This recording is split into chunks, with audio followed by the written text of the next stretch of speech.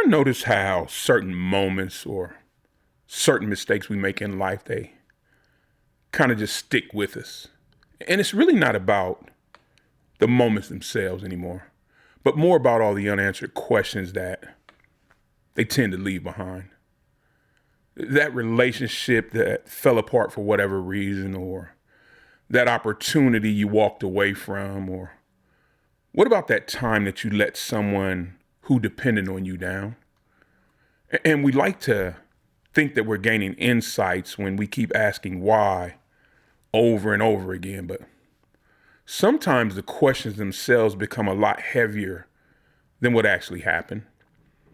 It's sort of like we're in a room searching for something, but the very thing that we were searching for, well, it was never there in the first place. And we all like to tell ourselves that we're really just thinking things through, when really we're just stuck in that old familiar place. And somehow our minds keep getting drawn back to that same old familiar unanswered question.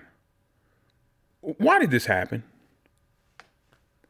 And what did I miss? And how could I have been so blind? And each time you somehow manage to convince yourself that if you could just go over it one last time in your mind, or if you could just see it from a different perspective this time, that it'll finally make sense. Well, it won't. I spent 6 years, 6 long years, replaying a conversation over and over in my mind on a daily basis. It was a situation where I completely zoned out in a conversation somebody was having, and I was supposed to be listening and totally missed what they were saying to me. And this person was very important to me. And so for the next 6 years, I spent asking myself, why didn't I just listen? And why was I such a bad friend? And it even made me wonder if I was a bad person. And people, that's not healing. That's just reopening the same old wound and wondering why it won't heal. And we all like to think that we're being deep when we look back and try to figure out what happened. But in reality, we're just trapped. And that reality hit a little harder for me when I realized that the reason that we're so loyal to these questions, well, we mistakenly believe that by getting the answers to these questions, that it will somehow set us free. But what if we've gotten that backwards? Here's the truth, people. The cost of living in your questions is that you never get to fully live in your now. And it's exhausting carrying around all that unfinished business. And just think about all that wasted energy and all that focus going into something that's already over. And all those what if questions, how can they change what's already happened? But I'll tell you what they can change, and that's your present, because they're stealing from your peace and your attention and your time. And I witness this in guys our age all the time. We think that if we can just get an understanding of it, that we can somehow fix it, or at least make damn sure it never happens again. And that kind of thinking, well, that problem-solving instinct that we have, it served us well for a long time, but not now, and not in this instance. Because sometimes the questions aren't tools anymore. They've become handcuffs. And when you've been wearing them for so long, well, you tend to forget that they're not really a part of you, or that you can take them off anytime you choose. And I didn't even recognize that my questions had become chains until I began to see that the questions never changed, and neither did I.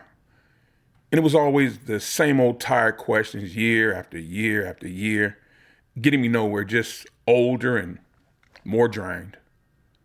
And at some point, I was forced to ask myself some different questions. Who would I be without all these questions? And what would my mind focus on if it wasn't constantly reliving the past? Now, don't get me wrong, people. Reflection is a good thing, and it can actually help you grow. And then there's the classic overthinking, which just keeps you stuck. I was sitting out on my deck a few years back, and just out of the blue, it hit me. My questions weren't windows anymore. They were walls. Because they didn't give me insight on anything. They just locked me in one place, stuck there. And we tend to hold on to the whys because it feels like we're actually doing something. But sometimes that's just another way of holding on to the pain that's already served its purpose.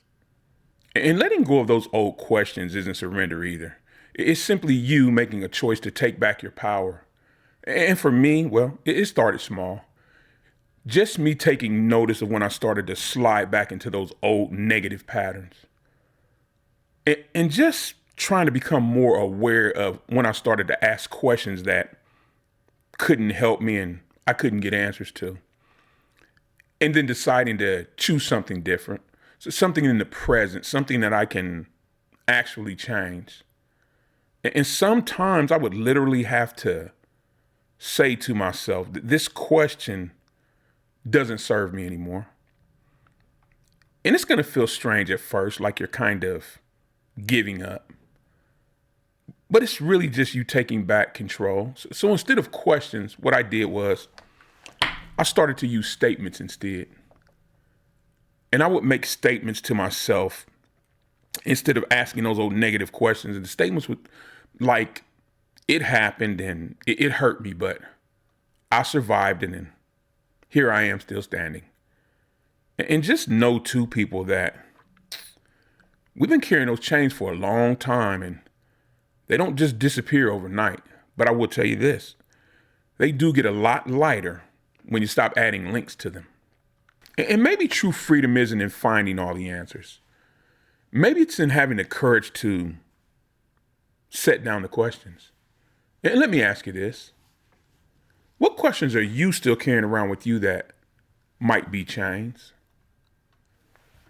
And what would it feel like to finally be able to set them down? And not because you've solved them, but because you've simply outgrown them. And I'd love to hear about it in the comments. Drop a question that you've been carrying that you're ready to put down. Or maybe one you've already put down and what that newfound freedom feels like. And who knows, your story might be exactly what someone else needs to hear to drop their own chains. Well, they told us that real men have all the answers. Well, I don't know about that, but I will say this. Real men know when to stop asking the questions that keep them chained to the past. And I thank you for pulling up a chair with me today, family, and letting me bend your ear.